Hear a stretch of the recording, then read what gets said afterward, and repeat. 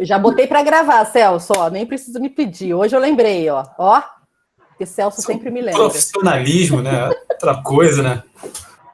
Então vamos começar.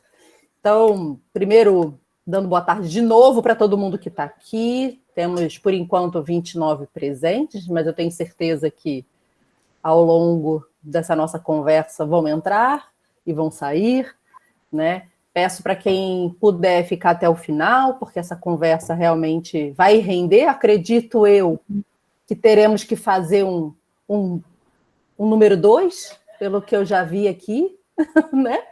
Então, teremos que perturbar a Alan mais uma vez, para ele poder participar conosco. Queria agradecer a sua presença. Estamos no nosso primeiro Bora Pro Meet internacional, que o nosso convidado, Alan, está diretamente de Portugal para falar conosco. Então, é Portugal Nikite, diretamente, essa conversa. Né? E agradecer ao professor Celso, que sempre é meu parceiraço nesse Bora Pro Meet. Professora Mariana e professora Bárbara, que têm chegado junto também, já são minhas parceiras nos eventos da escola, né? Que a gente organiza aí junto, e agora também no Bora Pro Meet. E vou passar a palavra, então, para o nosso professor Celso. Antes de passar a palavra para ele, eu quero dizer, gente, qualquer pergunta que vocês tenham, vocês podem usar o levantar a mão, que é aquela teclinha que tem embaixo, ou abrir o microfone e falar, eu gostaria de perguntar alguma coisa, ou botar no chat, falar, quero perguntar, ou já colocar a pergunta, se vocês não quiserem abrir o microfone e quiserem digitar, que aí eu posso fazer a pergunta para o Alan ou para o professor Celso, fiquem à vontade. A ideia do Bora Pro Meet é que todo mundo participe, não é o Alan e o Celso e eu e a Mariana e a Bárbara, que somos, né, os adultos professores, que não é para a gente falar, é para vocês interagirem. Essa é a ideia do projeto. Então, esse projeto foi feito para vocês, para que a gente tenha uma forma de aprendizado diferenciada, principalmente nesse momento que a gente está vivendo, que a gente está precisando tanto trocar contatos, né? A gente precisa muito conversar, falar com o outro, a gente está muito isoladinho, cada um no seu cantinho, então a gente está precisando. Então, bora começar, professor Celso. Vamos nessa, então. Primeiro eu quero agradecer, né, a presença de todo mundo, agradecer a disponibilidade do Alan. Eu vou ler aqui um textinho inicial, né, para dar uma pista aqui para o nosso papo, e falar um pouco do como é que eu conheci o Alan. Então, o texto é o seguinte: conhecimento pode ser adquirido por diversos canais. Hoje, mais do que nunca, a imagem se apresenta para nós como uma possibilidade de aprendizado muitíssimo rico. A literatura, assim como o audiovisual, carregam consigo múltiplas camadas, ou seja, a condição plurissignificativa nos diz muito e de várias maneiras. Essas constatações já foram feitas por inúmeros pensadores, mas eu cito aqui dois, o Walter Benjamin e o Gilles Deleuze. O cinema, como meio através do qual visitamos a literatura, pode ser uma ferramenta poderosa para a educação, nos aproximando de temas e nos auxiliando na compreensão de nossa complexa realidade.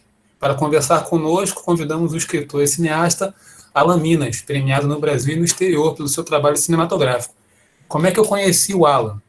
Foi o seguinte: eu estava fazendo um mestrado em filosofia lá no Cefet, concluí o mestrado lá, e nesse período eu estava buscando alguma coisa que pudesse me ajudar a falar das ideias que eu estava querendo desenvolver, né, entre cinema e educação, filosofia. E aí, minha esposa, digníssima, muito linda, ela me trouxe o filme do Alan, o curta-metragem. Só que ela me falou assim, tem um curta muito bacana, você tem que assistir. E não me disse do que se tratava. Né? E eu assisti o curta, fiquei impressionado, eu vi assim, aquele curta, que é o Língua das Coisas, eu assisti umas 3 ou 4 vezes. Eu falei, caramba, tem coisas aqui que eu preciso, né? Eu vou, e comecei a degustar aquilo ali, fiquei ruminando o curta. E aí, usei as imagens e mandei um e-mail para o Alan. Foi assim que eu conheci o Alan. Mandei um e-mail para o Alan pedindo, solicitando ele a autorização das imagens. Ele me devolveu o e-mail falando, poxa, que legal, não, você pode usar. Depois eu fiz um outro e-mail para ele, mandando o trabalho. Eu ia buscar aqui, eu esqueci até de buscar. E ele me respondeu falando o seguinte: poxa, Celso, você fiz uma nova leitura do meu filme, que coisa interessante, tal, porque eu não sabia do que se tratava, né? Ele vai falar para a gente do que se trata. E eu vou ler aqui, e é mais impressionante, ele não só fez essa generosidade, como ele prefaciou meu mestrado, fez um prefácio, e ele esteve presente na minha defesa. Então, antes de passar a palavra para ele, eu vou ler aqui um parágrafo que eu acho que tem tudo a ver com o nosso papo, que do prefácio que ele escreveu. Ele diz assim: diante do mundo que nos atravessa, anseios e carências que compartilhamos em nossa época, alegro-me ao perceber o desejo de discutir novas perspectivas sobre a filosofia, não apenas na apreensão de sua essência, mas principalmente nos esforços para alcançar mecanismos facilitadores de sua propagação com um número cada vez maior de pessoas. Essa comunhão pretendida não necessita se alojar na utopia, é uma realidade possível e viável, como aqui se pretende evidenciar. Ela se traduz com um profundo senso de alteridade ética ao reconhecermos no outro nossa própria humanidade e ao também sermos percebidos. Dessa maneira, aprendemos a transver o mundo na incessante busca de uma resposta para desvendar o segredo do mistério da vida. Foi assim muito bacana isso, né? E eu acho que isso tem a ver com o nosso encontro aqui, né? De alguma forma, eu passo a palavra então para o Alan, agradecendo mais uma vez a sua disponibilidade, a sua alegria em estar conosco. Bom, mais uma vez, uma boa tarde a todas e a todos, as pessoas que estão chegando agora.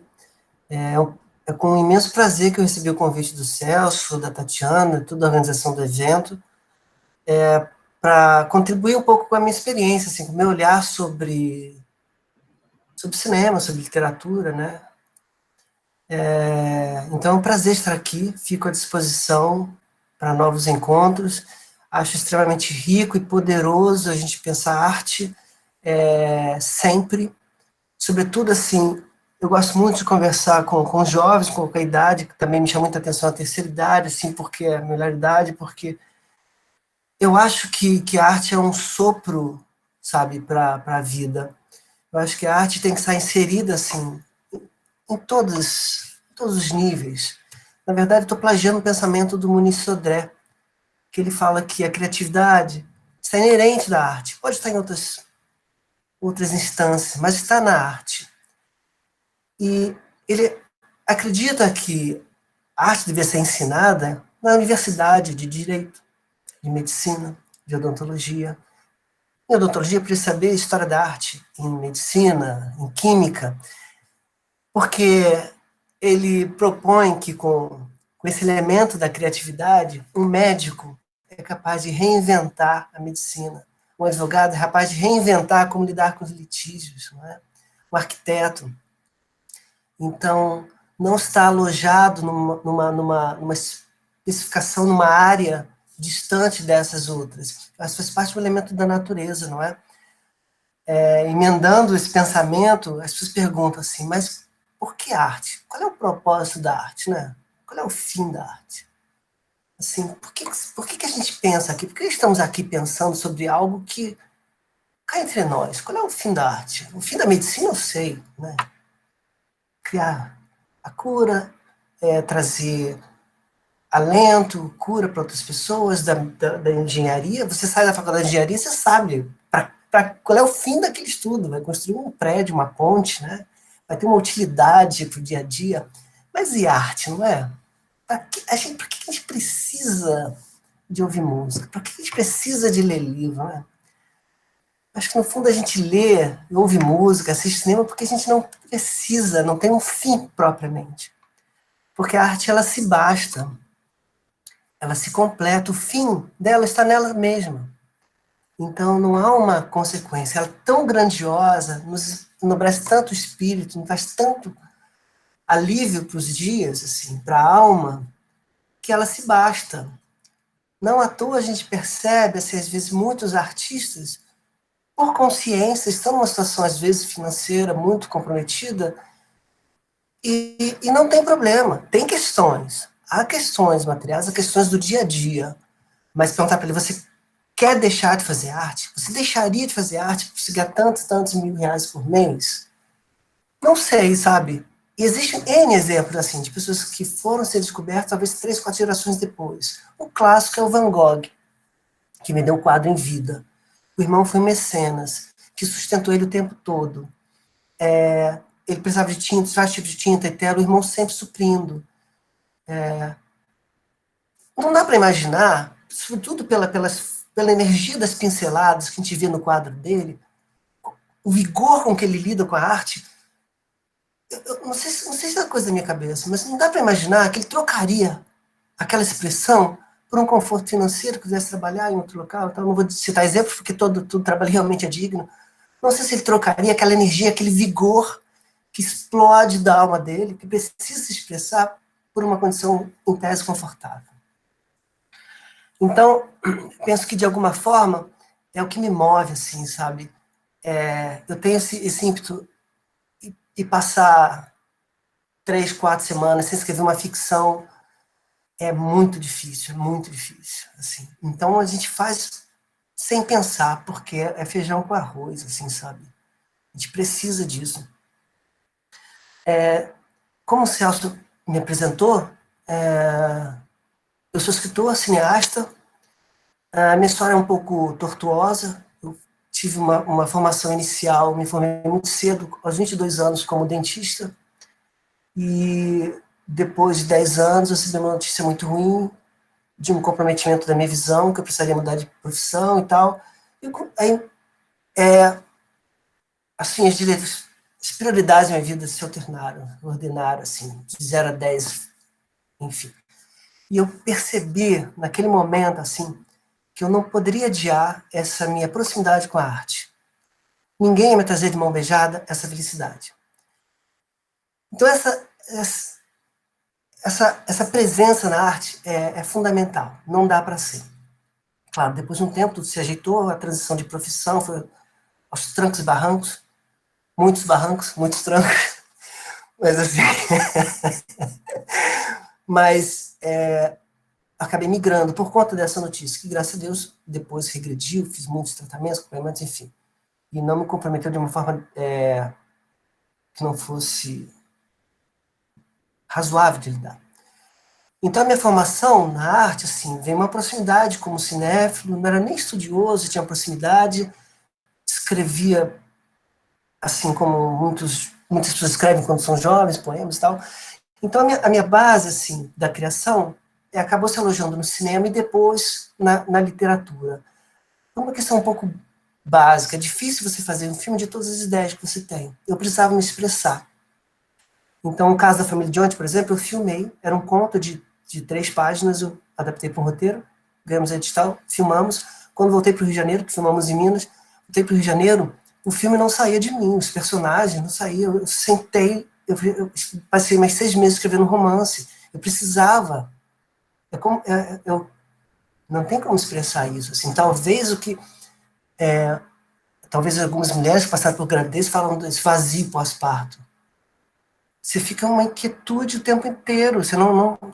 E aqueles personagens que falavam no seu ouvido durante o set, durante os ensaios, continuavam ali, querendo dizer mais. Então, assim, O Trânsito é esse livro aí, que veio depois do filme. O filme é homônimo, né, ao livro. Então, assim, eu percebo que nessa relação interartes, a literatura e o cinema, como na história já nos diz isso primeiro, a literatura, o David Brifman foi buscar uma narrativa clássica para trazer para o cinema, e depois o cinema volta a alimentar a literatura, como outras artes também. Então, para mim, existe uma instância assim, muito clara, que é a imagem na palavra. Quando eu escrevo, eu estou descrevendo imagem, não é descritivo o meu texto, mas elabora, criando uma suspensão, uma atmosfera, sempre os personagens em suspensão, na beira do abismo, na beira de alguma coisa muito forte acontecer. E essa atmosfera vem do cinema. É quase... Eu preciso me policiar para não escrever. Você vem, fecha a porta, lá, e olha para um lado, olha para o outro. Porque é como eu faço no cinema, dirigindo os atores. Então eu preciso colocar um freio também. Da mesma forma, no filme, existe a palavra nas imagens. Quando eu trabalho com o que é falado, com o que não é falado, mas é dito, com o que é insinuado e com o silêncio. Então, nesses quatro 4 linhas, essas 4 trilhas, eu vou construindo também a presença da palavra na imagem. As reticências, o que não é dito, o que está no olhar. Então, tanto na literatura quanto no cinema, há essa composição para mim. Então, isso obviamente, essa relação, essa natureza interarte, quer dizer, nem se fala mais interarte, é intermídio, né, atualmente, porque tem tantos suportes que estão misturando e são realmente expressões artísticas, eu percebo que uma complementa a outra. Então, assim, eu fico achando que nessa estrutura, tanto no suporte literário quanto fílmico, há um dado muito claro de uma incompletude, como muitas artes também, como no teatro, como às vezes na música, como as artes plásticas, existem linhas de fuga no que está diante de nós. Então, assim, eu percebo que esse trabalho, onde eu proponho fenestras, espaços de contemplação e de contribuição de quem assiste, literalmente. Então, tanto no filme quanto no livro, é como se fosse uma sedução, como se fosse um convite, ou uma provocação, no melhor dos sentidos, de que há lacunas muito calculadas, porque a pessoa não pode virar tudo um simbolismo, não é? Precisamos ter alguns pontos de apoio para o espectador, mas ele vai com um pé, com o outro, mas tem outro, você tira. Ele precisa compreender onde colocar outro pé para seguir. E assim, é um entrega e o esconde, né? Como todo livro faz. Então, nessa composição, onde você propõe essa abertura, que eu penso, onde eu reconheço alguns cineastas e trabalhos que também me encantam, que eu percebo que eu gostaria de começar a fala de um ponto oposto a isso. São as obras, uma condição criada que nos impede de fazer parte daquela narrativa, seja qual for o suporte.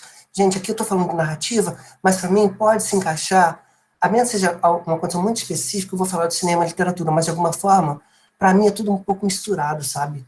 Então não tem um fio, uma represa, é um desbordar constante, assim, transborda para cá e para lá. Então a minha cabeça opera um pouco assim, sabe? Então, só para vocês compreenderem. A narrativa, eu falo narrativa fílmica, narrativa literária. Então, eu queria começar com uma proposta que eu percebo como contraponto ao que eu falei, que é uma proposta sugerida pelo Jean Baudrillard, um sociólogo francês. Na vasta literatura dele, ele fala sobre uma condição que, para mim, é o oposto a isso. Não quer dizer que ele defenda, ele só propõe a ideia da hiperrealidade como uma condição que está à parte da nossa realidade. Vamos tentar ser mais claro. O que ele percebeu a partir de inúmeras telas que nos cercam é que a virtualidade, nos dias de hoje, sobretudo, teve um incremento com o passar do tempo, começa a imperar nosso dia a dia. Essa hiperrealidade tem uma conexão conosco, que é a questão sensório-motora, e é um pouco sabido por todos que essa proximidade com o virtual nos dá prazer. Se eu tenho 7 curtidas, tudo bem, não estou ligando. Mas se eu tenho 20, pô, legal. Se é 100, se é 1000, se é 3000, é legal. E hoje em dia, nos valores, como você valora as pessoas, estão um pouco sobre essa régua. Uma coisa para a gente pensar. Então, diante dessa estrutura de um simulacro, de uma criação virtual, nós depositamos todos os nossos anseios, nossos prazeres. Então, de alguma forma, nós estamos se distanciando do que é real, do que é realmente real, eu acho, do que é real. Então, há uma ruptura que, de alguma forma, a gente está perdendo, há um distanciamento. Tem um conto do escritor argentino Jorge Luis Borges, que ele fala de maneira muito bacana. O conto chama-se Do Rigor da Ciência. É um conto de 10 linhas. E ele fala que no Império, o imperador ordenou que seus cartógrafos criassem um mapa tão detalhado da cidade, do seu reino, que acabou recobrindo toda a cidade. Então, o que os habitantes passam a ver é simplesmente um mapa, não vê mais a cidade por baixo. O nome do conto é Do Rigor na Ciência. Então, o conto de Borges nos traz a ideia do seu duplo, de uma cópia.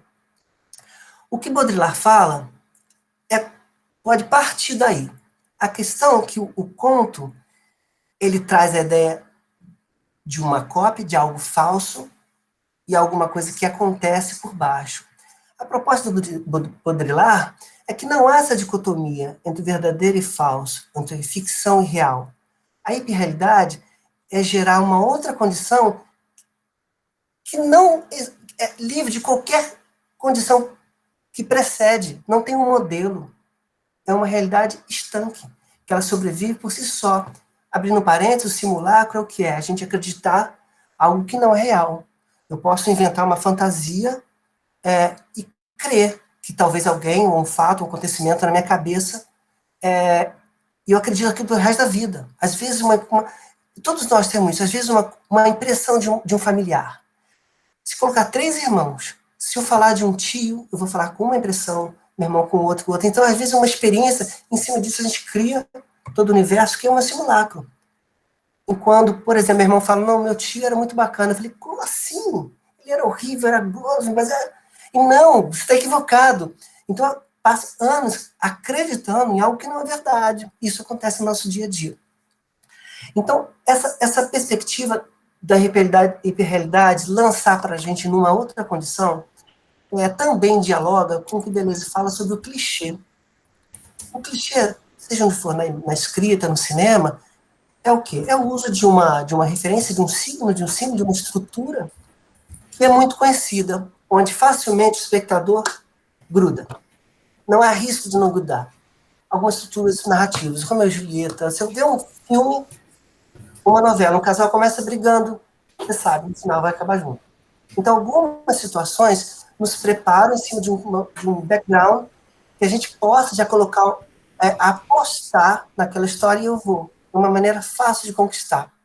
Então, o clichê, o Deleuze fala que o clichê é algo que um império, usando o exemplo do Borges, que o império coloca para nós na sociedade, escondendo algo.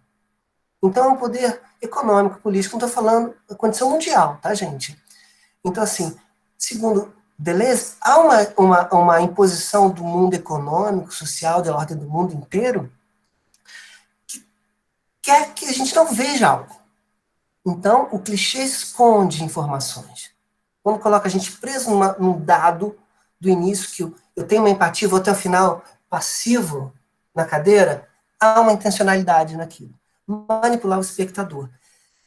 Dessa forma, assim, eu acho que o clichê se aproxima um pouco do que Baudrillard fala da hiperrealidade, na questão de criar um filtro, para que não possamos ver o que existe embaixo. Trouxe o clichê para poder compreender um pouco melhor a questão do Baudrillard. Só que no clichê, ele mesmo fala assim, ele esconde algo por baixo. Eu estou falando que o clichê, ele dissimula. Ele tem algo e finge que não tem. No hiperreal, é o contrário, ele simula. Ele finge que tem, mas não tem nada embaixo. Então, é uma estrutura independente. Então, o Baudrillard simula, e o hiperreal simula algo, um simulacro, e aí constrói a hiperrealidade, onde nós vamos depositar todos os nossos anseios, nossos desejos, nossos sonhos. E o clichê ele dissimula, entende? Então, a hiperrealidade, estou lidando com uma natureza interior que fala da ausência. O clichê esconde, tem uma presença escondida. E a hiperrealidade não esconde nada, porque não há nada, não há um modelo. O Baudrillard cita um exemplo, mais uma vez para deixar bem claro, assim, ele usa o exemplo da Disneylândia. Eu nunca fui na Disneylândia, assim. Eu não sei se alguém já foi, mas eu nunca fui. Mas pelo que a gente vê, eu vou falar um dado assim muito comum, né? A gente vê. O castelo, são fogos, os animais estão dando tudo perfeito, ruas cor-de-rosa, tudo brilhando. O Baudrillard, no livro dele, Simulações e Simulacro, ele dá esse exemplo. A Disneylândia, para ele, é um exemplo de simulacro. Aquela microsociedade, os códigos, as normas estabelecidas ali, não é a América. Pelo contrário, a gente conhece, não é nada de América. Então, aquela condição onde a realidade não tem fissura, não tem rachadura, tudo é perfeito, a imagem é perfeita, tudo funciona. Então, é isso que a hiperrealidade nos traz, uma imagem plana, mesmo em 3D, é rasa, não tem profundidade, é perfeito em cada detalhe, no enquadramento, na fotografia, tudo é impecável, não pode errar, não pode ter brecha para você contribuir. Ele faz um paralelo da Disneylândia com o estacionamento da Disneylândia. Ele fala que o estacionamento parece um cemitério de carros que representa um pouco a nossa morte diante do deslumbramento daquele simulacro enorme que é a Disneylândia. Aquilo não é. Então, é um pouco disso. Quanto mais a gente deposita nossos desejos, nossos prazeres na virtualidade, e cada vez vai aprimorando mais, tá vendo esses aplicativos que fazem uma foto gerar um movimento, e cada vez que uma tia mandou uma foto da década de 70, uma foto dela cantando I Will Survive, eu fiquei impressionado com aquilo. Então, assim, minha tia já tá I Will Survive, muito engraçado. Eu falei, é bizarro, assim. É o cúmulo do simulacro, né? Pois é. Então, mas isso fascina. É uma sedução. E a gente deposita ali a sedução. Então, quanto mais os recursos virtuais vão para a realidade, mais a gente se afasta do que é real.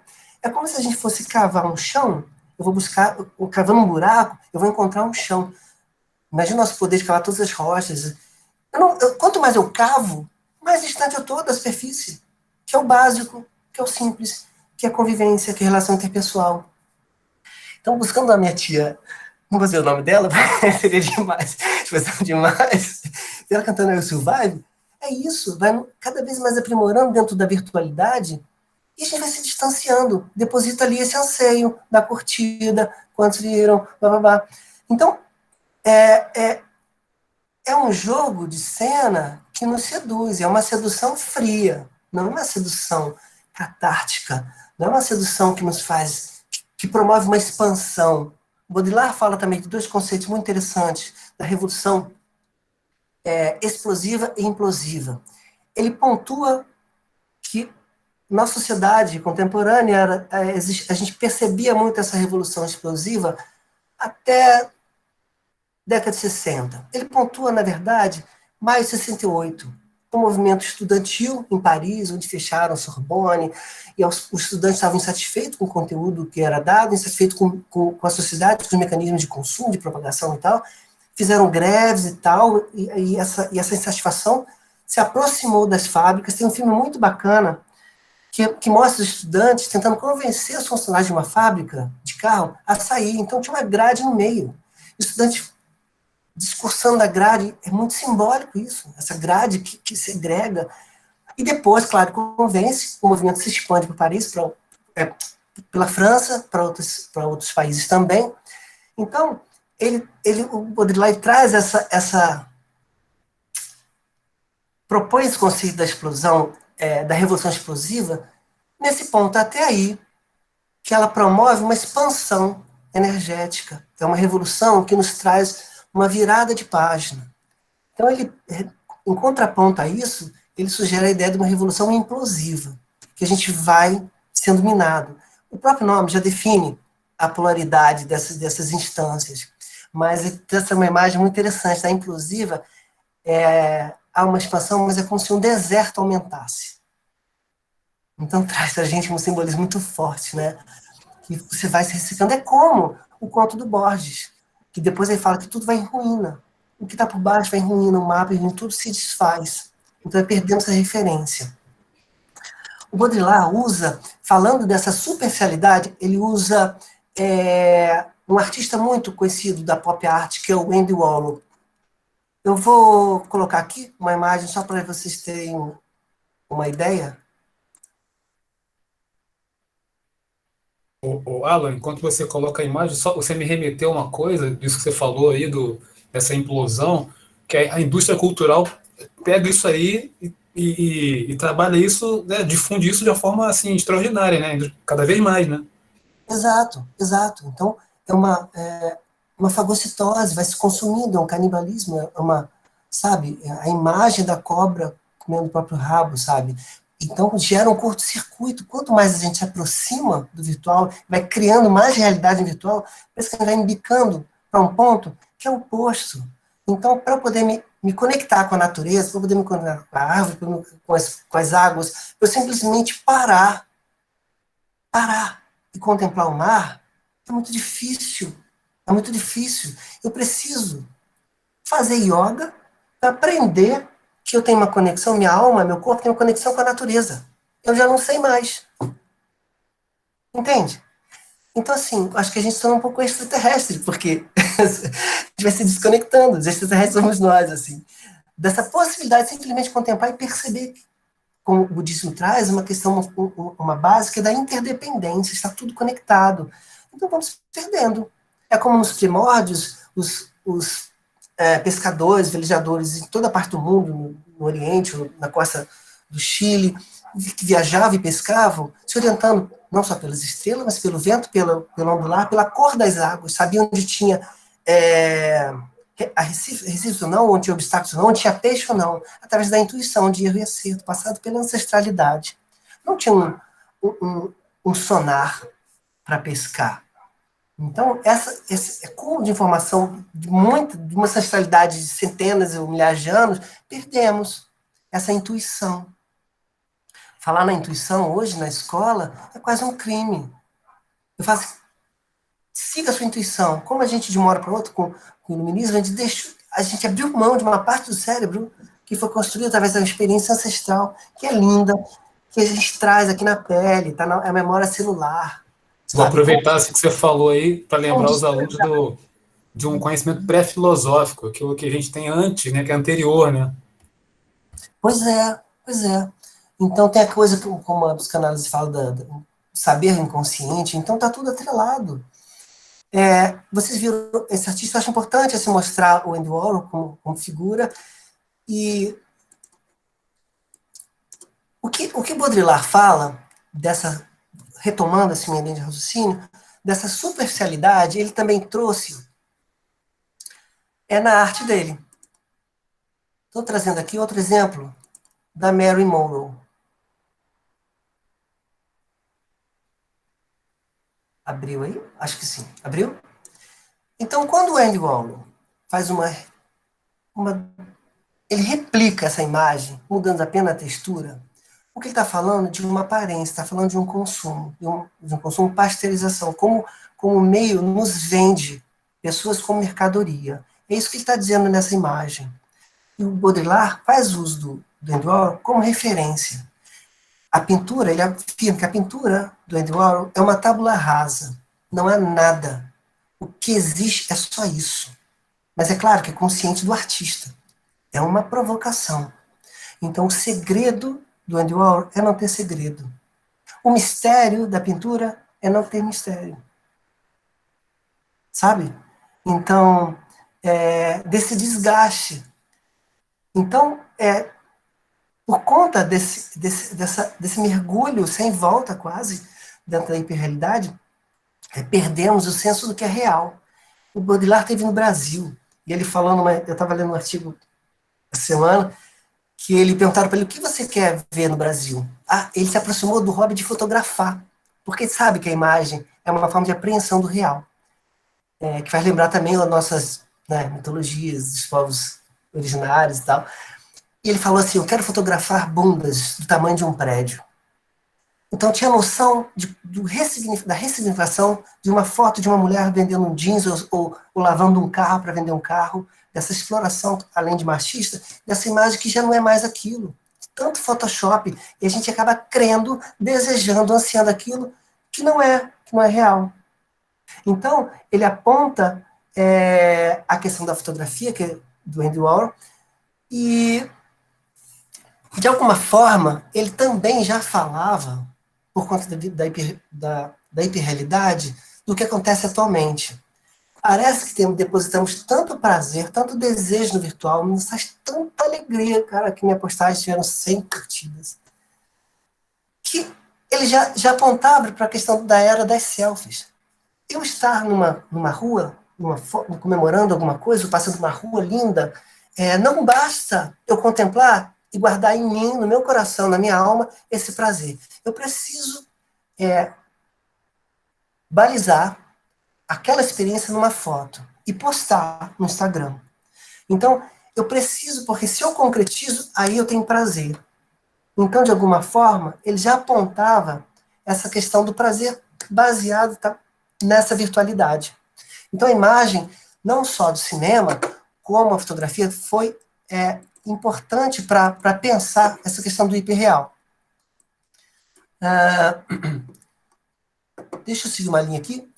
Um aspecto importante também que o Baudrillard sugeriu é que as imagens já não guardam, como eu falei no início, já não guardam segredos, né? Esse termo, estou repetindo para pontuar mesmo, assim. As imagens que estão sendo mostradas, ele forja uma nomenclatura que é imagens obscenas. Elas mostram tudo, não escondem nada, que é oposto à imagem sedutora, que nos seduz, que nos leva, que tem alguma coisa nessa imagem ali que me deixa inquieto, que me atravessa, como Barthes fala. A imagem, Barthes também traz um conceito interessante da imagem, que é o punctum, que tem alguma coisa na imagem que toca em mim, que me atravessa. Isso é super poético. E também a força daquela imagem que faz referência, existe o referente, a realidade que aquela imagem fez um recorte. Então, quando eu olho uma imagem, ali é uma morte de um tempo que não volta mais. Um filme, uma imagem, eu repito 1000 vezes, mas aquele momento não existe mais. Mas, ao mesmo tempo, ele usa esse termo, Barthes, é como se uma pessoa arrastasse seu próprio cadáver até o fim da vida. Quando eu vejo essa imagem minha de bicicleta, quando tinha 13 anos, na rua, em Honório Gurgel, no subúrbio, não tem como só ver a mim mesmo e a bicicleta. Eu estou vendo ali minha mãe, estou vendo meu pai, estou vendo... É um cadáver que essa foto arrasta. Então, essas linhas de fuga da pintura e da imagem, claro, mais um reforço da ideia. Em todas as artes apresentam, em teatro, artes plásticas, música, mas estou falando porque é a minha prática, assim, onde eu me expresso, é presente. Então, estamos falando de uma condição fora do frame, que é um extracampo. Então, tanto meu livro, ou as literaturas que eu admiro, Guimarães Rosa, que é onde eu fui beber, Mia Couto, Walter Ugumãe, Manuel de Barros, Jorge Luiz Borges, que fala do Fantástico, todos falam para fora, uma força que não é centrípeta, é centrífuga. Então há uma expressão na história que não está contida nela. A Família de ontem, quando a gente realizou, eu fiz poucos cortes, eu fiz plano de sequência para os atores interpretarem, muito silêncio, para a gente poder entrar. É uma das formas de entrar num filme. Às vezes está enquadrando um menino, que ele sai de quadro, a câmera fica vazia, ele volta para o quadro. Então esse movimento, a câmera no tripé, eu poderia muito bem fazer uma correção, ver ele vai buscar um objeto e volta, mas a opção de não fazer. Então com isso a gente está falando do extracampo. Isso não inventei, isso existe muito cineasta no neorrealismo italiano, trabalha muito, mesmo com as lentes mais abertas, eles estão falando de uma expansão de um mundo extracampo. Então essa completude, temos a consciência desse entorno do frame, acho que também é um conceito importante para a gente se aproximar da arte, sabe? E treinar nossos ouvidos, nossos olhos, né? Nossas vozes. E penso que, de alguma forma, assim, o Baudrillard traz também um exemplo muito claro dessa da hiperrealidade, né? De viajar. Quando a gente fala, eu vou viajar agora, eu vou acabar essa reunião aqui, vou dar um pulinho ali no Tibete e ver o que eles estão comendo. Depois de meia hora eu vou lá para a Mongólia, depois eu vou para o Congo, ver o que eles estão fazendo de música.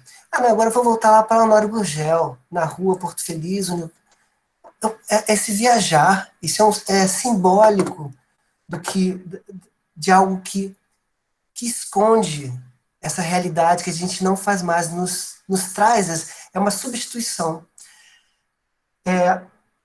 Essa ideia da hiperrealidade, ela é explorada muito claramente, eu vou chegar lá, nos filmes, sobretudo filme americano. Quando eu falo filme americano, não quero botar tudo no mesmo saco, estou falando da hegemonia do cinema industrial comercial. Claro que a cinematografia americana é muito mais rica, muito mais plural, ao cinema indie, cinema de arte, cinemas independentes, há outras cinematografas muito interessantes. Até mesmo dentro da indústria comercial, Não podemos ser maniqueístas, sabe? Acho assim, tem alguns filmes interessantes. Quando eu assisto, por exemplo, Piratas do Caribe com meu filho, ou Harry Potter, eu me divirto. É bacana, mas eu compreendo o que o Deleuze fala dos poderes que estão me impedindo de ver alguma coisa. Me coloca sentadinho ali, você vai sentar aqui quando o filme começa, e você vai ficar do mesmo modo quando sair. Não é permitido você levantar, sua alma levantar. Não é permitido você entrar no filme. Você vai se divertir. É claro que eu tenho essa consciência, mas eu me divirto. Eu aproximo. Piratas do Caribe, sei lá, de 1h30, deve ter 20 minutos de luta, de guerra. Eu fui assistir no cinema e assim, no meio da luta, cortando cabeças, sangue jorrando, as espadas atravessando, me bateu um sono, e todo mundo pilhado ali, me bateu um sono, mas nada está acontecendo. Isso aconteceu comigo também, bicho. Nada está acontecendo mesmo, a história não está indo para frente. Isso é um engodo. Sabe, às vezes um silêncio, 3 segundos, ao invés dessa montagem frenética do ator falar e corta para lá, corta para cá, um pouco que a novela venha cada vez mais, uma imagem clipada. Isso é exaustivo também. Eu fico, gente, nossa, eu não sei, eu não estou entendendo. É muito rápido. Mas, Não dá. Alan, a gente está condicionado também, né? Esse que você falou, essa coisa clipada, a gente tá, tanto é que a gente, por exemplo, aconteceu isso que você falou, aconteceu comigo. Eu dormi, aí eu Pedro, pô, pai, toda vez você dorme. Eu falei, porque eu já tá, entendeu? Eu não vou, não nada desperta, assim, entendeu? Então, assim, o espaço, os 3 segundos entre uma falha e outra, a família de ontem, nós levamos, eu falo nós porque eu e minha companheira produtora, a gente pensa na concepção junto com o fotógrafo, junto com o cenógrafo, as cores. Eu preciso, existe como mega narrador, eu intervenho na trilha, intervenho na fotografia, na arte. Mas quanto menos a arte aparecer, melhor a arte. Quanto menos a fotografia, aquela câmera que vem dentro de um copo e sai embaixo, sai no celular e passa pela janela. Eu acho uma pirotecnia, cara, um trabalho que não deu. Mas não, acho que assim, precisa, para o filme acontecer, a gente tem que dar um passo para trás. É o que eu penso, sabe? Então, menos corte, a câmera parada, os atores atuando, os silêncios, as pausas, causar realmente uma tensão do que está, como você falou, que a gente já está forjado, a gente está dentro dessa caixinha, que precisa ser tudo muito rápido e fragmentado e clipado. Então não há mais espaço de contemplação. Se não há contemplação, eu não penso. Então, mais uma vez, se torna a questão da Deleuze. Alguém está escondendo alguma coisa de mim, que não posso participar. Então, assim, conceitualmente, a cinematografia comercial, não só americana, brasileira, todos usam esse artifício, sabe? É uma diversão. Por outro lado, assim, é um caminho, não estou fazendo um juízo, assim, é o que não me alimenta, assim. São filmes que você sai da sala ou levanta do sofá, que legal, né? Mas talvez a conversa não sustente 10 minutos, você vai para um sanduíche, você vai caminhar, já surgiram outros assuntos. Mas tem filmes que ficam dentro da gente. Tem filmes que se sustentam agarrados aqui no corpo, né? Tem filme que termina e não acaba. Eu passei por uma experiência de um filme de um diretor, Gabriel Mascaro, de Pernambuco. Ele é muito bom, assim, recomendo, assim, ver todos os filmes dele. Eu assisti Bonion, eu fiquei, tá, mas e aí? Eu saí com uma impressão assim, sabe, de 0 a 10, nota 6. E aí depois, no dia seguinte, eu falei, não, peraí, eu preciso pensar de novo. O filme aconteceu. Depois de mais 3 dias, resumo da ópera. Em uma semana, eu falei, cara, esse filme é um dos filmes mais legais que eu assisti. Incrível como ele constrói. Então, assim, como o filme vai acontecendo.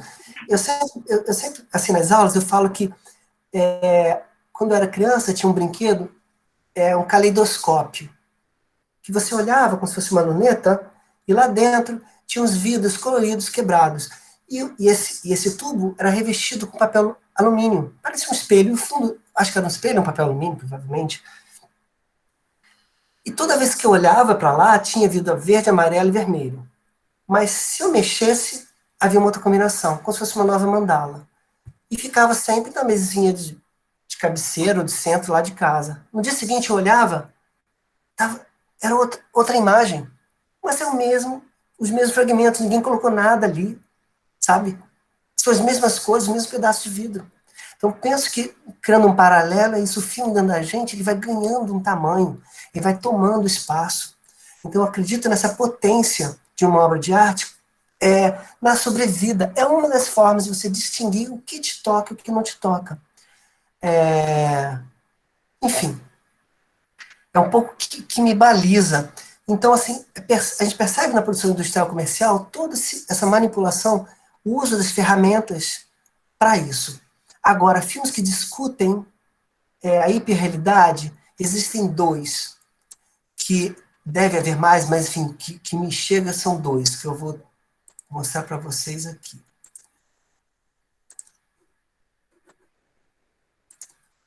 O primeiro é o Matrix, que muitos já assistiram. O Matrix,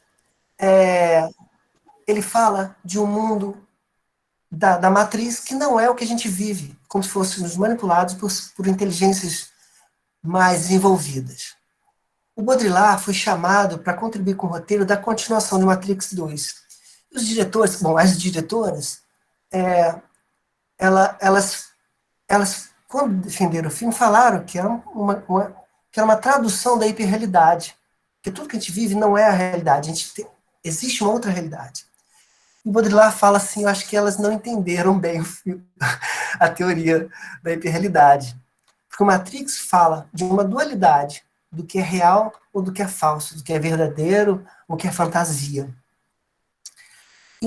E a hiperrealidade não é isso. É um rompimento. Não existe nada anterior à hiperrealidade. Mas o que o Baudrillard aponta como um exemplo, que eu acho um filme muito bacana, assim, delicioso de assistir.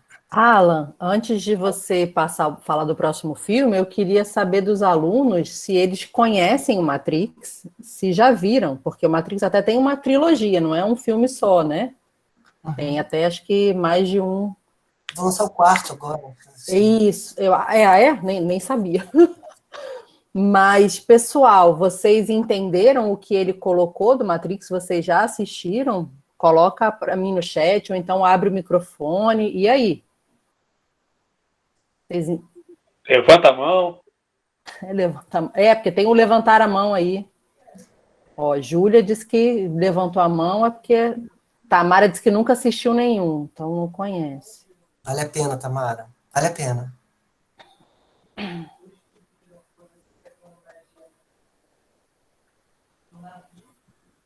Mas ninguém... Gente, vocês não estão aqui fingindo que estão assistindo e não estão vendo nada, né?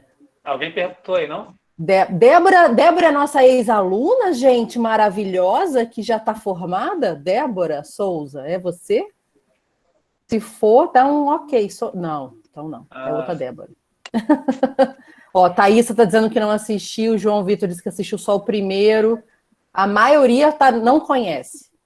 Muito bom isso aí, legal, que é uma referência. Arthur Agostinho só assistiu pela metade, meu Deus. Natália Baixo já assistiu. Irã está dizendo que já assistiu, mas não lembra de nada. Então assiste de novo. Então, galera, dever de casa. Assistir Matrix. Bora. Mas, o Alan, esse filme que você fala agora, tá me remetendo àquilo que você falou antes, né? Daquela experiência que você teve ao assistir um filme e dormir. Esse te causa uma outra sensação, pelo menos a mim, né? O primeiro, pelo menos, que você tem que estar atento, né? Porque senão você perde. Né? Ali é um exemplo que elas tentaram aplicar a hiperrealidade. Eu vou trazer outro exemplo aqui, onde o Baudrillard sublinha, onde foi melhor sucedido, que é um filme também que é muito bacana. E se vocês assistiram esse?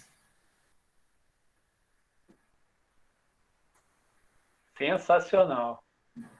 Esse passa até na sessão da tarde, meu povo. Vocês devem ter assistido, não é possível. O show de Truman. E aí? Professora.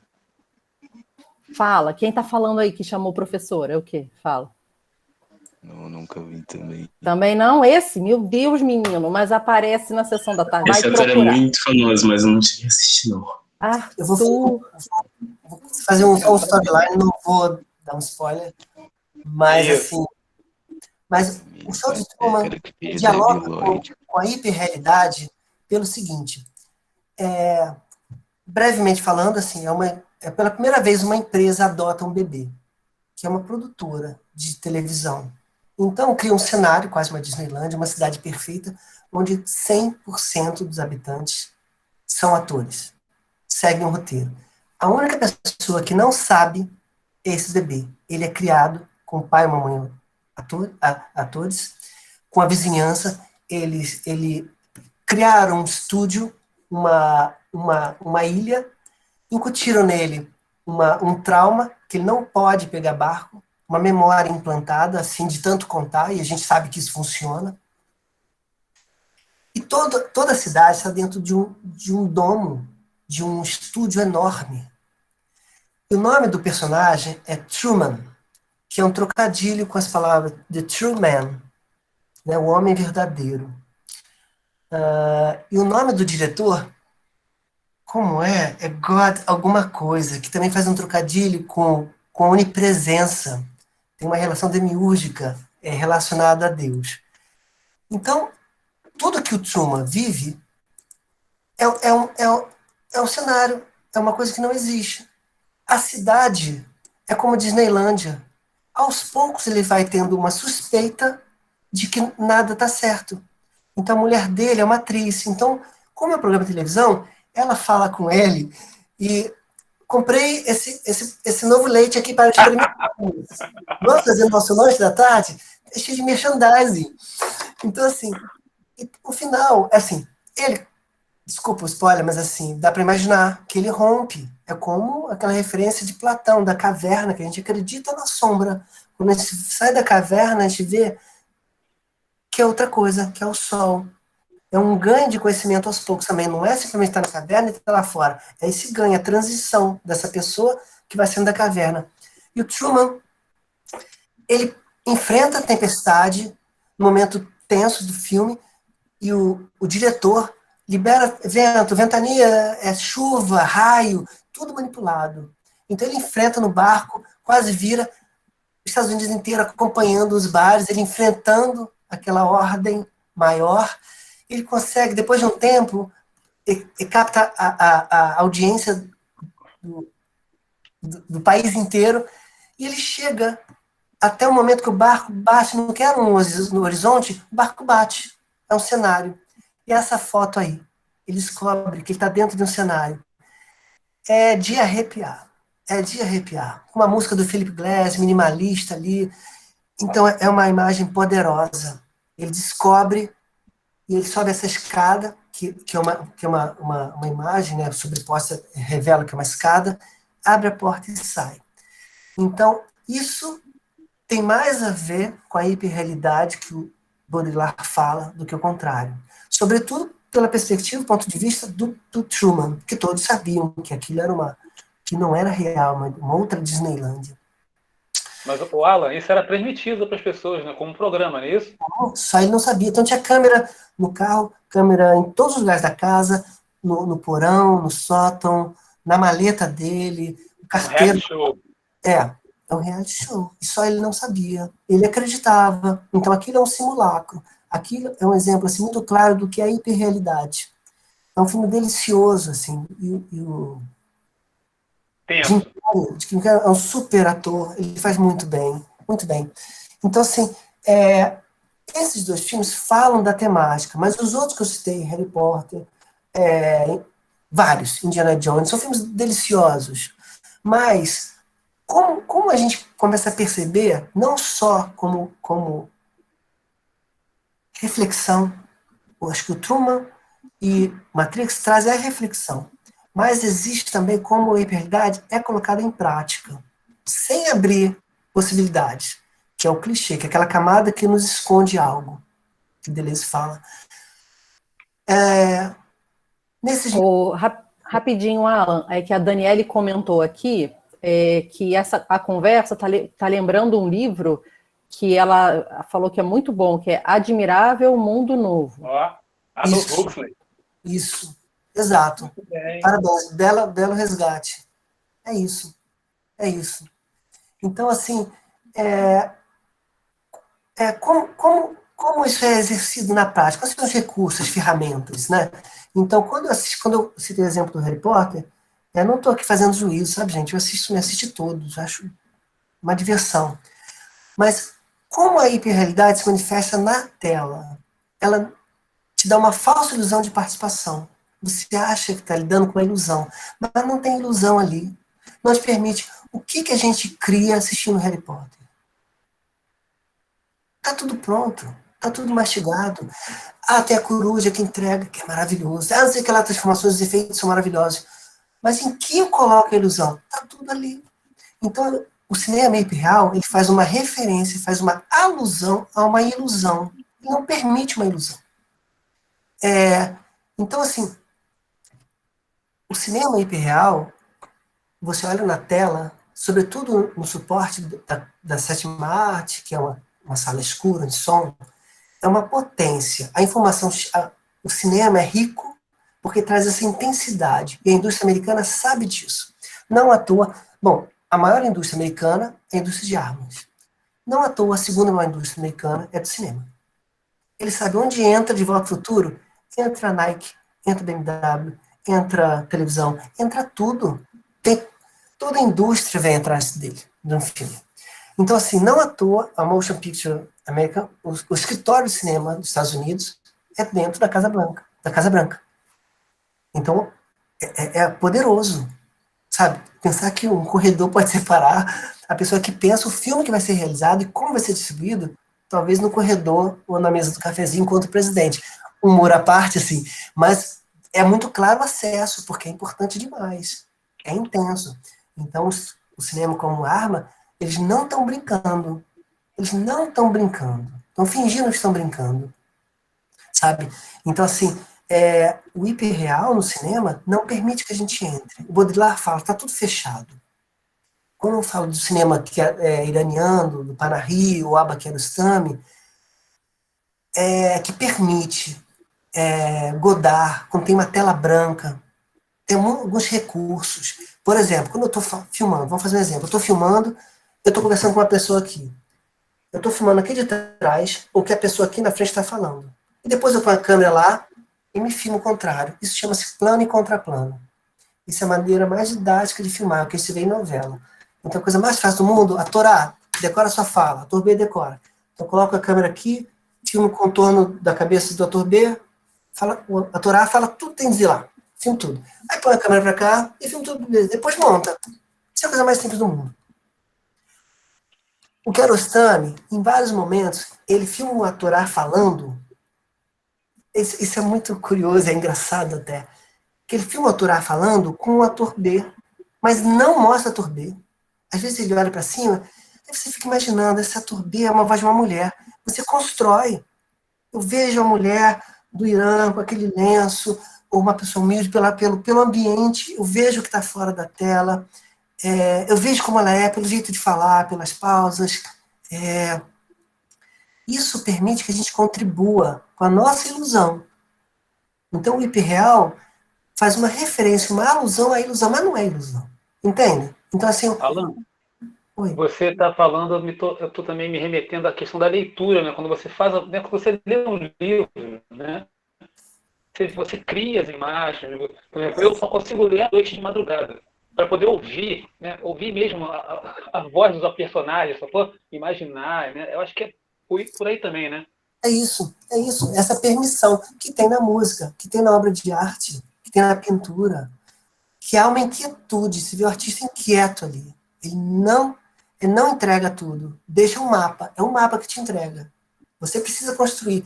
E o Kiarostami falou uma coisa muito bonita, assim, quando eu deixo essa condição, eu abro janelas, né, fenestras, para poder contribuir. Ele fala assim, todo mundo faz cinema comigo. Acho lindo. Pra gente fazer cinema juntos. E o cinema é isso, como eu falei, ele não termina quando acaba. Então, quando eu vejo, o Celso me passou, assim, eu assisti uns comentários de alunos sobre a língua das coisas, quando você assiste a filme de ontem, eu vou descobrindo mais ainda. Porque um filme começa com a ideia. O segundo momento que ele muda é no roteiro. Algumas versões do roteiro. Depois, quando filma, cara, muda tudo. Imprevisto, chove, não conseguimos o carro que queríamos, falta... Enfim, muda tudo. Quando vai para a ilha de edição, para montar, vira um quarto filme. Quando eu estou exibindo a primeira vez, aí você assiste, você vê o filme, você vê como... Acho que o Walter Carvalho que fala assim, quando eu assisto meu filme a primeira vez, eu vejo o filme que eu não filmei, que eu queria ter feito. Então, assim, quando você vê o filme, é outro filme. E quando, nessa relação nossa aqui, compartilhando experiências e olhares, as pessoas vêm com umas interpretações, muitas eu fiz de maneira propositada, outras não. O que não quer dizer que a pessoa não esteja dizendo uma verdade. Em algumas situações eu percebo que é uma recorrência de um personagem. Na família de ontem, a mãe tem uma presença enorme, mas a mãe... depois vou entrar na família de ontem, assim, a mãe tem uma presença enorme na ausência. Não mostra a foto dela, mostra a parede com a sujeira do contorno que foi tirado, não diz o nome, a mãe não aparece em nada, mas aquela família está congelada no tempo. Porque o próprio nome já diz, né, do mineirês, né, como fala, é de ontem, mas a família de ontem, uma família aprisionada, todos esperando a mãe, que nunca vem. E aí depois de um tempo assistindo, eu vejo lá bastante que o enfermeiro pega o celular, vai falar com a mãe e não tem sinal, sabe lá no interior de Minas, e não tem sinal. Mais uma vez a mãe, que é inacessível. E aí, assim, tem muito de ferramentas de roteiro, ferramentas de decupagem, que é como filmar, se é close, tudo aberto, se tem movimento, tem, que eu trago como recursos para a expressão. Mas tem Lembrei outros... do Beckett. Beckett, do autor. E tem outras que vêm da intuição. Eu não sei porquê, mas esse personagem, às vezes, me dá uma rasteira.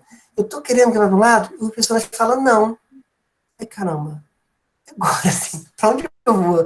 E é bacana que o personagem ganha essa tridimensionalidade e te mostra outros caminhos. É ótimo quando alguém puxa no tapete, tanto na filmagem, os imprevistos, que a gente, que dá aquela adrenalina, precisamos transpassar isso. Então, penso que a hiperrealidade nos inibe, assim, nos sequestra a nossa alma. E dentro daquela caixa preta, sobretudo, é de uma intensidade enorme. Então, Freud já traz traz a primeira e a segunda identificação. Tem várias leituras sobre o olhar, sobre o espectador aprisionado, a identificação. Então, a gente admite tudo. Nós estamos ali na tela como se fosse um voyeur. Então, acho uma covardia, sabe? Eu me divirto, mas assim, é como o Kiarostami fala, vamos fazer cinema juntos, sabe? Porque, na verdade, assim, mais uma historinha, assim, talvez, para a gente abrir a conversa. Na família de ontem, eu usei muito do quadro incompleto. A história de ontem fala de um menino que se derrete de amor pela primeira paixão. Só que ele se derrete literalmente. Ele vira água. Quando eu mostrei o roteiro, você tá doido? No filme ele se derrete e volta, menino. Mas vocês nunca vão fazer esse filme, isso é uma loucura. Eu convidei um ator e ele negou o papel principal. Eu falei assim, não, você não vai nunca fazer esse filme. Eu fiquei tão provocado por aquilo. Agora eu vou fazer. E aí, a ideia é genial, cara. O filme é maravilhoso. Aí o Toninho do Galpão, um ator que faz o Josué, que é incrível. Esse grupo, eu acho que é um dos melhores grupos de teatro do país, assim. Se não o melhor, um dos melhores. Então, assim, ele vai fazer, e é como construir o realismo fantástico. O filme começa com a realidade, tem momentos que eu não mostro ele derretendo. Não é por falta de recurso, que a gente foi uma coprodução com a Inglaterra, e eu mostrando o roteiro, um amigo meu fazia um mestrado na época na Inglaterra, numa escola de cinema muito famosa, ele mostrou o roteiro para o diretor da escola. O diretor adorou, disponibilizou todo o equipamento, a equipe trabalhou assim com um preço muito simbólico, fim de semana, cara, a galera dormindo no estúdio para mixar som, todos toparam com um preço muito simbólico fazer. Então, a gente tinha recurso. Aí eu construí uma nuvem. Há uma nuvem ali, que não é uma interpretação, é uma nuvem real. Eu queria que a nuvem fosse realista, assim, dentro do contexto do realismo mágico. Então, quando a menina vai tocar a nuvem, eu falei, a nuvem tem personalidade, a nuvem tem que reagir. A nuvem, quando ela estica a mão para tocar na nuvem, a nuvem faz movimento para quase tocar e recua. E o editor de som Alan, qual é o som de uma nuvem? Filho, o som de bolsa de água quente. Para mim, esse som de ferver, ela é legal. E coloca. Então, a nuvem tem uma expressão ali. Quando ela se movimenta para quase tocar a mão, é um menino, nuvem, quase tocar a mão e recua. É a suspensão, não toca. O casal, durante o filme todo, não se beija. Se gosta, mas não acontece. É a suspensão, esse sentimento que está na ponta, na beira do abismo. Eu recomendo fortemente aos alunos que assistam, né? Quem assistiu Língua das Coisas, esse Família de Ontem é muito bom. A Família de Ontem está no YouTube pago, acho que é R$3, uma coisa muito simples, está no iTunes, está no Google Play, está em algumas plataformas, é fácil acesso. Então, assim, dentro desse chão que eu fui abrindo com códigos, eu podia fazer, mas eu não faço. É a mesma estrutura de como está contando o livro. Eu preciso entregar algumas coisas na primeira página, preciso entregar talvez um pouco mais na frente, mas não posso contar tudo. É uma dinâmica de entrega e tira, de dar e tira. E o filme também. Então, alguns momentos, algumas passagens, eu não mostro. Exato, é isso mesmo, é A Família de Ontem. Obrigado para alguém que trouxe aí, não vi o nome. Mas, enfim, obrigado. Tatiana escreveu. Obrigado, Tatiana. Então, assim, é isso. Obrigado, Tatiana. Então, assim, a gente poderia fazer Menino Derretendo, mas uma opção meio agarrador, eu não posso mostrar. Tem coisa que eu não posso mostrar. Há momentos quando, enfim, que o menino está chorando, essa mesma equipe lá da Inglaterra falou assim, vamos botar uma música aqui. Eu falei, não tem música. Eu não quero azeitar, não quero cair para o melodrama, não quero abusar, eu quero que tenha um traço ali real, um traço de documentário. É um plano de sequência enorme, de uns 3 minutos, assim, que o menino desesperado, eu quero ouvir o som da terra, não tem musiquinha. Tem músicas em outros momentos, mas ali não tem musiquinha, não quero azeitar, não quero errar para o apelo, sabe? Então, acho que um pouco isso, assim, do que eu penso do cinema. É interessante também que os primórdios do cinema, ele surgiu, assim, o tataravô do projetor de cinema chama-se Lanternas Mágicas. Era uma fonte de luz onde eu colocava o anteparo e a imagem era projetada num tecido na parede. Esse aparelho chamava-se Lanternas Mágicas. Ainda existe. Eu estava vendo outro dia pesquisando, é um inglês que ainda faz projeção de lanterna mágica. O que causava algum tipo de sentimento na lanterna mágica é que aqui colocava um vidro com uma pintura. Está dando para perceber? Um vidro com uma pintura. O que mudava a emoção é se o manipulador colocava a imagem rápido ou devagar. Isso causava emoção na plateia, que nunca viu, imagina, no final do século XIX, nunca viram uma projeção. A gente isso né? As crianças, de 2 anos já estão passando o dedo no jornal, achando que a tela vai correr. Então, assim, e causava essa estupefação, porque passava devagar. Um momento depois, com a invenção dos irmãos Lumière, que inventaram a câmera de filmar, eram fragmentos. Tem um plano clássico das mulheres saindo da fábrica, do início do século XX, ou final do século XIX. Eu acho que final do século XIX. Tem um momento e essas projeções eram feitas, não só no Lanterna Mágica, como dos irmãos Lumière, eram feitas em circo. Depois que deu essa projeção da máquina dos irmãos Lumière, começaram a cobrar ingresso, aí essa projeção saiu do circo como um dos esquetes, um dos números, e ganhou um espaço de sala de projeção. Nessa sala de projeção, o trem, quando vinha direto para a tela, causava pânico na plateia. Pessoas saíam da sala de cinema achando que o trem estava vindo na direção deles. Então, por que eu estou falando isso? Só para amarrar o meu raciocínio. Eram fragmentos de filmes. A gente construía as histórias. Mais tarde, um americano chamado David W. Griffith, ele foi roubar. O Méliès foi para o campo da ficção. Os irmãos, o Méliès, campo da ficção. Os irmãos Lumière vão mais para o registro documental.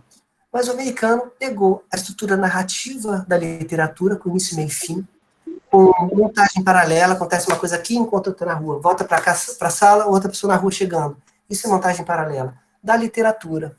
Então, trouxe a estrutura clássica, do início, meio e fim. Então, em muitos livros, a gente lê que o Griffith foi o pai do cinema moderno. O Kiarostami afirma também de uma forma muito bacana, ao menos muito provocativa, dizendo que ali o cinema morreu. Ali foi o fim do cinema. Que a gente não precisa mais construir as mulheres saindo da fábrica, não precisa mais construir o que acontece com aquelas mulheres, quem são, para onde vão, quanto elas ganham, por que as mulheres são fábricas só com mulheres, por que esse trem, de onde ele trem está vindo? Então ele fala que ali o cinema acabou. Enfim, eu acho que eu falei demais. Eu acho que é interessante tudo isso que você falou. Estou lembrando de um filme aqui que é para a gente fechar e ir para as perguntas, né? A Tatiana deve estar com algumas perguntas ou algum comentário. A invenção de Hugo Cabret, que fala essa última parte que você falou de toda, na verdade é uma metalinguagem, né? É um filme que fala do próprio filme, da história do cinema, né? Então eu sugiro que os alunos assistam, Sim, porque tudo isso que o Alan falou está dentro desse filme também. Eu acho que guarda muito isso, né? E vamos aí ver se alguém tem uma pergunta aí ou um comentário. Tatiana. Não temos comentário nem pergunta. O último foi sobre ainda aqueles Professores. Quando a gente estava falando dos filmes anteriores e tal, aí tem esses comentários. Mas essa questão que ele falou do hiperrealismo, né? E essa coisa de estar tudo pronto, né? Eu acho que esse condicionamento, o Alan, que eu estava falando, que me remeteu, a gente está condicionado e a gente não consegue perceber essas nuances. Isso que você falou, né? Essas informações que você trouxe para a gente, elas dependem da gente se descondicionar, né? A novela condiciona, o filme americano condiciona, ainda que eu goste, né, do filme americano, também me divirto, mas é justamente isso. Às vezes eu durmo, eu não sei porque eu adormeço. Eu adormeço porque não tem mais surpresa. Na música isso acontece, né? Quando você escuta um clichêzinho, né, de um acordezinho, você já sabe para onde vai a música. Então aquilo não te desperta mais interesse, né? Você já sabe para onde vai, então fica mecanizado, né? Eu acredito isso. Uhum. É isso. E só para reforçar, assim, ficou subentendido, mas eu acho que reforçar, assim, o papel desse nosso encontro, essa proposta que vocês, professores todos, fizeram, não só o prazer de estar aqui, mas trazer essa potência do cinema para a discussão, que eu acho que é a ponta do iceberg, poderoso, né? Não só a ponta, talvez assim, um terço do iceberg, assim, mas para a gente repensar. E a educação, o cinema na educação, tem esse papel, sabe? Porque nós estamos cercados, né? Como o Baudrillard fala, a tela total. Ele cunha esse termo, tela total, referindo-se a todas as telas que nos rodeiam, do celular, do computador, do outdoor, piscando, sabe, aqueles luminosos. Então, essa é a tela total que nos governa, assim. Então, acho que o espaço de educação é propício a isso. Acho que essa discussão, mais uma vez, não é que tem um fim, é para a gente, para a nossa vida, para a nossa alma. Precisamos disso como ar e nos faz repensar. Não estou aqui como um papel de julgador ou sendo maniqueísta, sabe? Eu acho que tudo que está ao nosso redor nos serve. Eu me aproprio dessa tela aqui agora, eu me aproprio do celular, mas é só para a gente poder abrir uma reflexão e cada um a seu modo, na sua intensidade, possa refletir, frear, tirar alguma coisa, e cada um no seu modelo, sabe? Eu acho que é impossível a gente abrir mão dessa condição, mas é só para a gente sugerir a reflexão que a educação proporciona. E essa é a grandeza, a belezura desse encontro que vocês proporcionaram. Obrigado. Agradece a sua presença e a sua fala aí, que aprendi muito, bicho. Aqui me remeteu a várias coisas aqui. Eu só lembrar aqui, eu não posso esquecer, Tatiana, de lembrar os alunos que preencham aí a lista. A Tatiana colocou uma lista de presença. Bora para a lista de presença, não deixa de fazer, porque aí, senão, você não recebe o certificado. Isso, e além da lista de presença, gente, nesse Google Forms aí que a gente colocou como no link, que eu coloquei o link para vocês, tem sugestões também para a gente melhorar o nosso Bora Pro Meet, porque é um evento feito para vocês, né? Com vocês e para vocês. Então, se vocês tiverem sugestões de tema ou algo que possa melhorar essa nossa dinâmica, a gente está aqui para fazer melhor, né? A ideia é que cada dia seja melhor. Eu gostaria de agradecer o Alan pela essa linda fala, e realmente, assim, até coloquei na hora que estava falando aqui do cinema, eu botei assim, exatamente. Primeiro, porque nós estamos falando com muitos jovens e que tem uma vida pela frente que o futuro nos reserva, a gente não sabe, né? Então, que eles possam escolher e começar até diante de ver alguns filmes desses mais clichês ou não, terem um pontinho de interrogação na hora que estiverem assistindo, falar, será?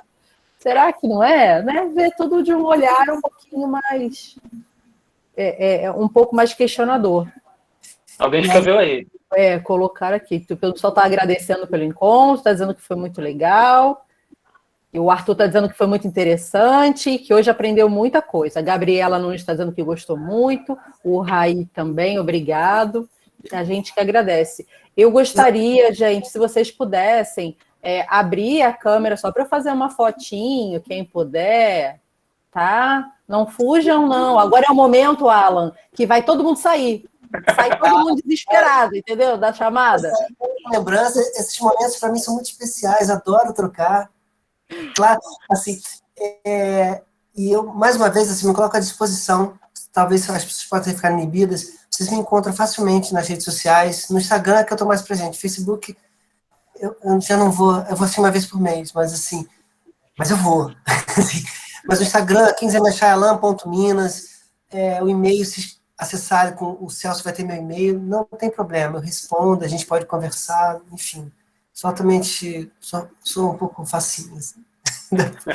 E é legal, como você falou, que como o seu filme, né, da família Dionte está num valor super acessível, então quem quiser conhecer, a gente já disponibilizou o curta dele, né, que pelo Vimeo, eu coloquei lá, acho que quase todo mundo deve ter visto. Eu assisti, adorei. Espero que quem não tenha assistido, assista para conhecer um pouquinho o trabalho do Alan, né?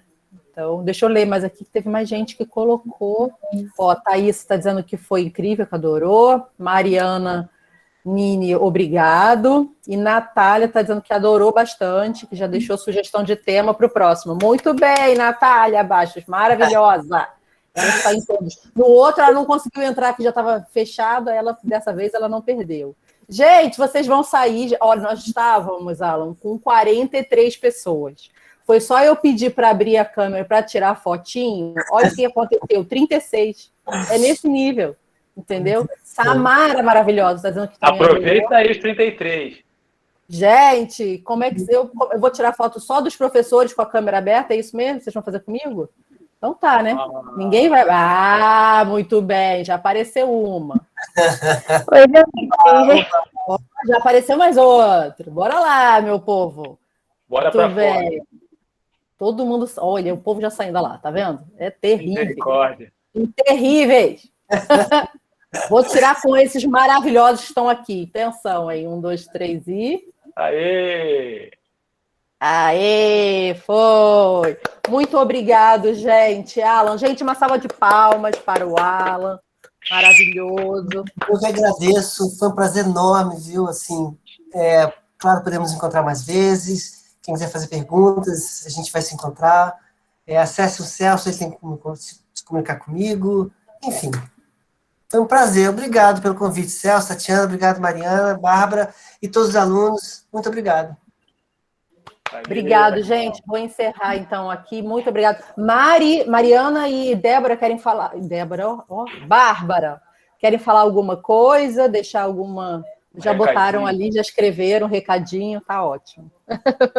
Então tá, vou encerrar. Gente, muito obrigada. Adorei. Tchau, obrigada, gente. Ana, mais uma vez. Thaís, maravilhosa. Obrigado, gente. Valeu.